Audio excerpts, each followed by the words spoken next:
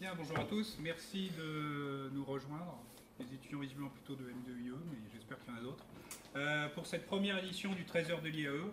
Et si tout va bien, il y en aura peut-être même d'autres sur des sujets d'actualité en fonction de ce que les prochains mois nous réserveront.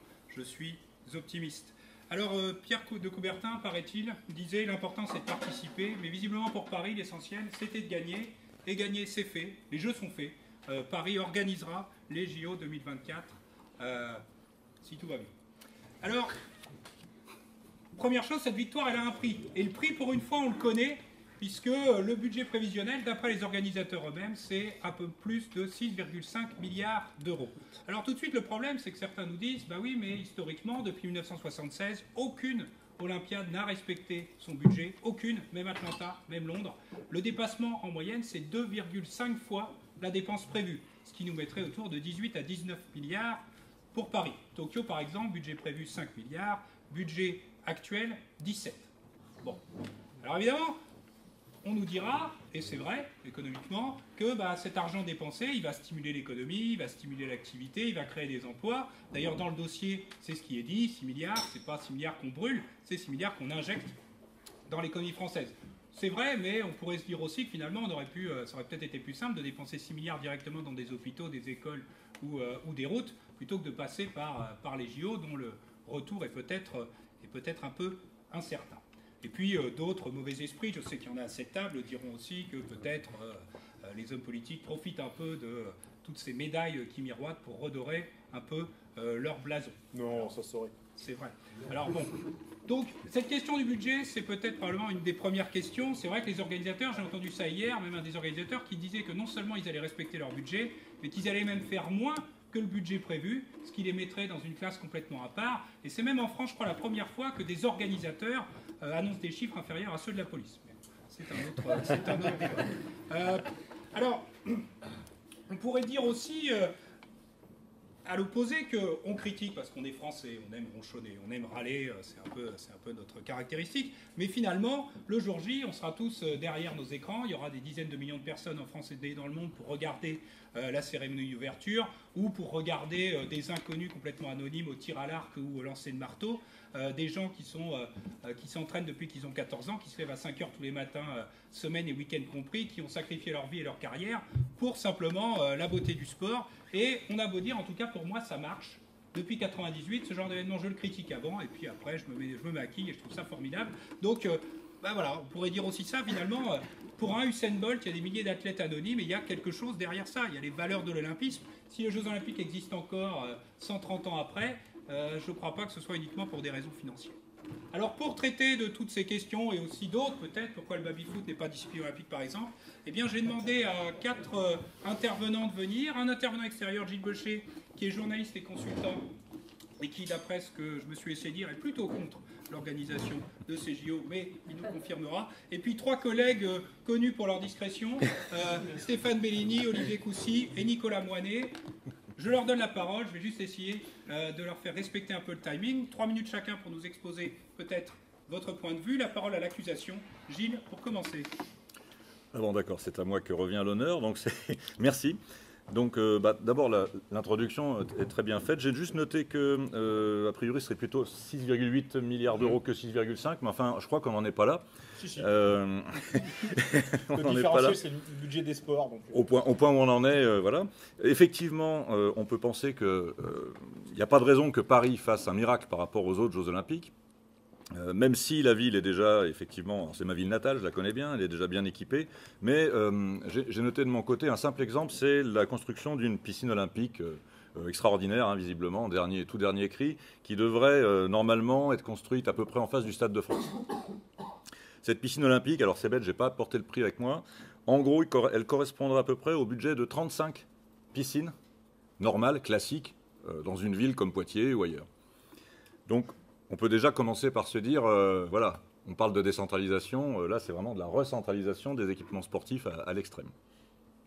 Ensuite, sur le sport, moi j'ai rien contre le sport. Effectivement, je ne serai pas le dernier à regarder certaines épreuves, parce que tout n'est pas forcément intéressant. Le sport c'est important, il faut donner aux gens du pain et des jeux, comme était dit en introduction. Le peuple, lui, il a besoin de ça, et les élus ont besoin du peuple. Donc voilà.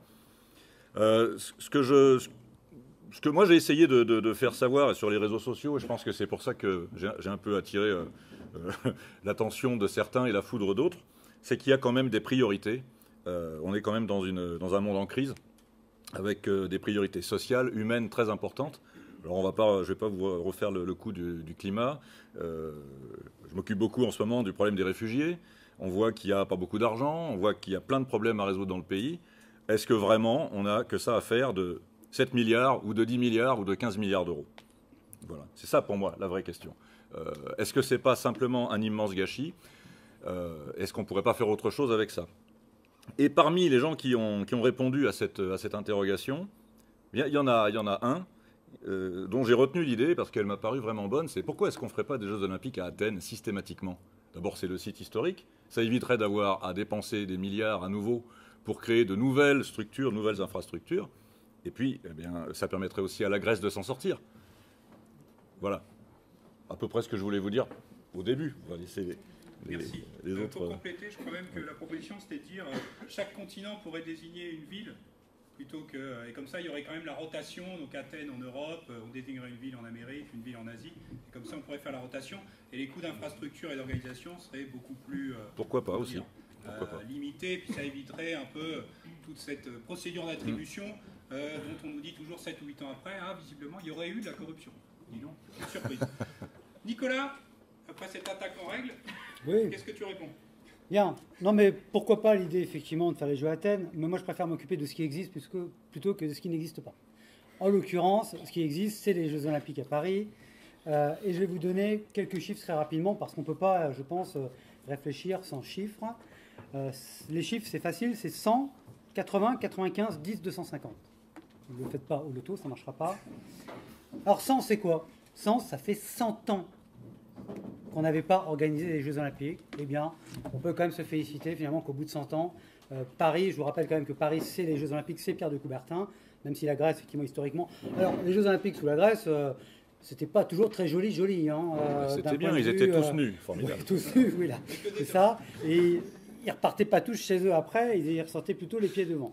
Mais bon, effectivement. Alors après, 80, c'est quoi 80%, c'est 80%, et ça, c'est du jamais vu, c'est les opinions favorables à la candidature de Paris en France. Dans un pays de grincheux, il y en a encore, je ne ferai pas de nom, eh bien, c'est quand même bien de savoir que globalement, la population est pour. Elle a d'autant plus raison d'être pour, mais ça, j'y reviendrai, que ça va générer de la TVA. Donc finalement, un excès de TVA, on le sait, mais je vous donnerai les raisons plus tard, qu'effectivement, tout le monde peut être content, ça va rapporter de l'argent. 95%, c'est le nombre d'équipements qui sont déjà effectivement sur place. Donc effectivement, il va y avoir une piscine olympique dans le 93, où je vous rappelle que la moitié des enfants de moins de 10 ans ne savent pas nager. Donc en Seine-Saint-Denis, au moins, il y aura une piscine olympique. C'est vrai que ça coûte cher, mais 95% des équipements existent déjà. 6,5, allez, 6,8. D'après un centre totalement indépendant qui est le Centre d'économie du sport de Limoges, vous savez, celui aussi qui a le master, qui a formé Zidane il n'y a pas très longtemps, etc., qui forme aussi des économistes du sport, les recettes pourraient aller jusqu'à 10 milliards d'euros. Donc, 6 milliards, 6-7 milliards de dépenses, 10 milliards de recettes, moi, je suis plutôt preneur. Et puis le dernier chiffre, et après je laisserai la parole, c'est 250 000 créations d'emplois en France pour les Jeux Olympiques. Là encore, source fiable. Donc, voilà, je pense qu'on peut quand même se réjouir. On peut réfléchir à l'avenir, à d'autres modalités. Mais bon, soyons bien ancrés dans la glaise et dans la réalité. En 2024, c'est à Paris. Donc, faisons en sorte que ça réussisse et il faut s'en réjouir. Bien. Alors, juste pour revenir peut-être sur un point, effectivement, ça va générer des ressources de TVA, mais c'est les seules ressources que ça va générer, parce que je ne sais pas si vous le savez, mais quand un événement sportif de cette taille-là est organisé dans un pays, les bénéfices du comité organisateur sont exemptés d'impôts. C'est-à-dire que quand il y a eu l'euro en 2016, la Fédération française de football était exonérée sur tous les bénéfices qu'elle a fait, et le comité olympique qui organisera Les JO, à part la TVA, il n'y aura aucune recette. On estime qu'ils vont faire 1,5 milliard, 2 milliards de profits sur le sol français, qui seront complètement exonérés d'impôts. C'est une des conditions pour organiser. Et votre devoir de neutralité, monsieur l'animateur? C'est pour Mathieu. C'est absolument neutre, ce Je sont précise. des éléments objectifs, factuels, qui ont été votés par nos députés. C'est un donc, fait, c'est tout.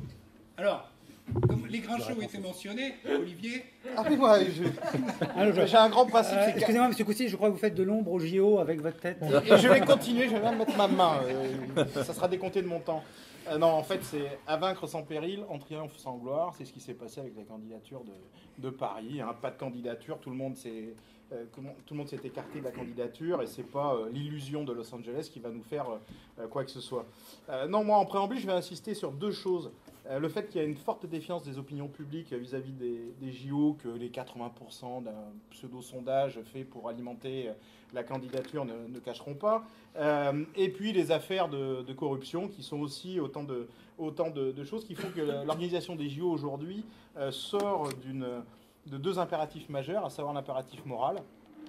Les JO ne doivent pas être l'arbre qui va cacher la forêt des difficultés du sport en général. Et puis le second éthique, c'est que les JO doivent porter et faire appliquer des valeurs et non satisfaire le bon plaisir de court terme de quelques athlètes et de quelques membres du CIO. Ça, c'est la première des choses. Alors après, on nous promet un budget très modéré, maîtrisé, peu d'équipements collectifs nouveaux, un management par projet, comme si le management par projet se déroulait toujours dans les meilleures conditions, et puis une maîtrise budgétaire assumée, dont acte. Mais à quel prix tout ça? Alors on nous parle des retombées, on oublie de nous dire que c'est financé par la dette, donc ça va juste accroître un petit peu plus la dette du pays. Et puis aussi, on peut s'interroger de l'utilité de ces jeux dans un pays où, depuis de nombreuses années, on a une baisse systématique, continue, programmée, planifiée du budget du ministère des Sports, au point qu'aujourd'hui, on a un budget du ministère des Sports qui est inférieur, avec 260 millions d'euros, de 1 million d'euros à celui généré par le CNDS, c'est-à-dire le Fonds national de développement au sport, qui, lui, est géré et produit par les recettes liées au loto sportif et et aussi aux droits télé. Et donc c'est une première en France. Depuis quelques années, le budget des sports diminue. Pourtant, le sport, c'est important en France. C'est 17 millions de licenciés dans à peu près 160 000 clubs, sans compter les pratiquants non licenciés. Tout ça ne représentant que 0,36% du budget de la nation. On voit donc l'importance du sport qui, miraculeusement, se retrouve porté devant avec une ministre des Sports actuelle dans la ligne droite de ce que l'on a eu depuis 2002, c'est-à-dire des ersatz de ministre des Sports, incapables de piloter une politique sportive publique, incapables d'assumer un dogme et puis une doctrine concernant l'utilité du sport dans la société. La dernière politique en date étant celle qui a été produite par Marie-Georges Buffet sous le gouvernement Jospin entre 1997 et 2002. Ça laisse rêveur quand même, hein. Mais ça, on l'oublie un petit peu, quoi. Et donc, qu'est-ce qui se passe? Face à ça, on a une dérive largement pilotée par le Comité international olympique, de sport libéral, et c'est moi qui le dis. Contrairement à d'autres pays qui sont plus taxés de libéralisme, à savoir le Royaume-Uni, qui, lui, paradoxalement, a mis en place une politique d'État avec un sport de masse et des véritables podiums, au point qu'ils n'en sont pas à se demander s'ils vont doubler, en fin de compte, le nombre de leurs médailles aux prochains Jeux Olympiques. Ça ne devient pas une attente parce qu'ils savent qu'ils vont le faire de toute façon, puisqu'ils ont mis en place ce qu'il faut, et pas ce que notre cher ministre a pu nous dire, une task force qui va se mettre au travail. C'était son discours du week-end, c'était assez affligeant. Et donc, en fait, ce qu'on voit, c'est qu'on a affaire à du sport business, qui va à l'encontre même de l'esprit olympique, pour autant qu'il y en ait eu un à un moment donné, avec un coût social non négligeable, dont le dernier avatar est quand même l'interrogation majeure de l'ensemble des sportifs et des fédérations en France, avec la suppression des emplois aidés, qui va avoir un impact considérable sur l'animation du sport. Et donc on prive, au moment de la candidature de Paris, on prive les associations sportives des seuls recours et ressorts qu'elles ont pour pouvoir générer des athlètes dans le futur et des médailles, donc qu'il faudra de toute façon doubler, parce que le président l'a dit. Alors en fait, qu'est-ce qui se passe? Au bout du compte, on est dans une logique d'orgueil national, on est content, on a gagné, incapable de porter un modèle un peu nouveau, on reste dans un espace confiné, dans un temps réduit, alors que peut-être il y aurait eu une opportunité d'avoir des jeux dans l'espace européen. Il y a un économiste du sport, Jean-Pascal Gaillan, qui l'a proposé. Ça aurait pu faire peut-être un projet politique apporté par les instances européennes qui sont en mal d'en avoir un. Et en fait, on est dans des jeux qui vont être très old school, qui ne seront pas les Jeux Olympiques 2.0 qu'on aurait pu attendre. Et en fin de compte, ils vont être plutôt porteurs du déclin du sport et avec une prise en otage des valeurs du sport au profit d'intérêts particuliers au nom d'intérêts collectifs. Après cette prise de position modérée, on peut le dire, Stéphane Bini, vu que j'ai été accusé avec beaucoup d'approximations, modéré et pour beaucoup le coup, d'approximations. vous demandez peut-être de défendre un petit peu la partie peu... Je ne vous ai pas interrompu, alors s'il vous plaît, merci de me laisser parler. Taisez-vous. Bien, je pense qu'il est temps d'arriver maintenant au seul débat qui vaut le coup, c'est bien le cas de le dire, le seul débat intéressant à ce stade, là aussi c'est le cas de le dire, il ne s'agit pas de redébattre sur est-ce qu'on aurait dû, est-ce que ceci, est-ce que cela, on ne va pas refaire l'histoire, les jeux, il a dit en introduction, on les a, donc après on peut polémiquer à l'infini, on sait faire, il y a des spécialistes, mais ça ne sert plus à rien. Donc maintenant, la seule question qui vaut encore le coup, c'est de se dire comment faire en sorte que ça vaille le coup. On les a, les jeux. Donc maintenant, comment on fait avec ces jeux? Et bien sûr, il y a plein de pistes pour en résumer ça à 3. La première, ça a été évoqué, la maîtrise du budget. Évidemment, moi je suis complètement dans le rêve olympique. Ce rêve, je sais très bien qu'il a fini cauchemar pour certaines nations. Tu l'as dit, Nicolas, il y a quand même beaucoup d'éléments qui nous laissent penser qu'il n'y aura pas d'érigue. Il y aura peut-être un peu plus que les 6,8 milliards dépensés, il y a toujours un peu plus. Il y a un poste qui est assez incertain, c'est le poste sécurité. On ne peut pas savoir où on en sera dans 7 ans. Mais sinon, bon, il y aura peut-être des dérives, mais bon, franchement, il y a une piscine, le coût, moi aussi, m'a étonné, mais bon, les choses ont l'air d'avoir été estimées de manière réaliste. Et comme tous les regards seront braqués sur le budget, je pense qu'il y aura beaucoup d'attention sur cette maîtrise budgétaire. Et du coup, c'est peut-être pas l'enjeu principal, je ne l'oublie pas, mais c'est peut-être pas forcément l'enjeu principal. Un des enjeux majeurs, c'est de préparer la suite, que les JO 2024 préparent 2025, 2026 et la suite. C'est-à-dire en termes d'insertion, il va y avoir des emplois aussi créés. Bien, les jeux peuvent être aussi des passerelles de personnes. On est en train de les supprimer en ce moment, ces emplois. Je ne parle pas d'emplois aidés. Il va y avoir des emplois pour la construction, des emplois pour l'entretien, pour l'accueil, qui peuvent être des moyens aussi de remettre des personnes dans l'emploi. Ça peut être aussi pensé avec l'organisation des Jeux. En termes d'urbanisme, on peut aussi penser la suite. Et d'ailleurs, le village olympique, alors, s'il y a bien quelque chose qui sera utilisé par la suite, ce sera le village olympique. Il y a quand même besoin de logements à Paris, ils seront utilisés. Là, il n'y a pas de doute, il n'y a aucun doute là-dessus. Et puis aussi, bien, pour l'information, on va avoir des millions de personnes qui vont venir, peut-être d'autres que les années habituelles, mais ça va être un coup d'accent, peut-être l'accent qui va être mis sur la nécessité de former les chauffeurs de taxi à l'anglais, par exemple, que les Parisiens soi-même développent une attitude plus accueillante. Il y aura peut-être des choses de ce type-là. On va avoir une rénovation du métro, il était prévu de toute façon. 5 mais lignes, il va avoir, vont être créées. Oui, alors ça c'est prévu pour au-delà de 2024 même, une tranche sera prévue pour 2024, mais c'est bien l'exemple là de 2024 considéré comme étant une étape pour la suite et une étape pour la préparation d'avenir. Et puis il y a un troisième élément qui pour moi est le plus essentiel, parce que moi aussi je vibre avec la flamme olympique, une pauvre flamme là qui parcourt le pays, qui est passée de bras en bras, oui, je paierai pour être celui qui va la tenir, ne serait-ce que 100 mètres. C'est un scoop. Et on est peut-être nombreux là-dessus. Moyennant un bac-chiffre, ça passe. Je ne vous ai pas interrompu. Et je pense que cette France, flamme, il faut l'entretenir. Ce qui nous fait vibrer, ce n'est pas l'excédent brut d'exploitation de l'organisation des Jeux Olympiques. Ça va être des histoires de personnes qui arrivent ici, on les voit chaque année, qui font le 100 mètres en 20 secondes. Ça va être des sports qu'on voit rarement. Enfin, on va parler d'autre chose que du foot à la télé. On va avoir. Mais attends, à quel moment tu vois du kayak? À quel moment tu vois du... Tiens, c'est ça. Surtout nous en prévenir. Pas en direct, je veux dire pas au bassin de Sabenois, je parle de quand on voit à la télé. Tous les jours. Ça va être le moyen de valoriser d'ici 2024 d'autres sports, des parcours singuliers. Et puis aussi l'entretenir les valeurs olympiques, c'est aussi des choses très concrètes, parce qu'on sait bien que des valeurs, des idéaux, quels qu'ils soient, plongés dans le bouillon des sociétés humaines, ils ressortent un peu moins clairs. Donc, à propos de clarté, il y a bien sûr la chasse au dopage à réaliser. C'est aussi une manière d'entretenir le rêve. Et là aussi, moi, je suis optimiste quand on voit que là, pour la première fois, pour ceux qu'on suit au championnat du monde d'athlétisme, il y a une nation, la Russie, qui a été accusée d'avoir fait un dopage organisé, qui a été bannie des championnats du monde. C'est quand même un geste fort, ça s'était jamais fait.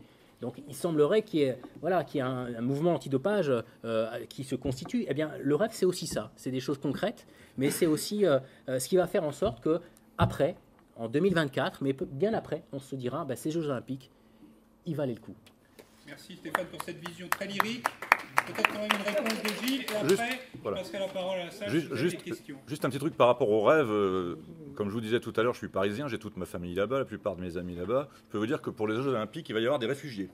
Ce sera des réfugiés parisiens qui vont fuir cette ville devenue complètement sinistrée, absolument incirculable. Je ne sais pas si on peut dire ça comme ça.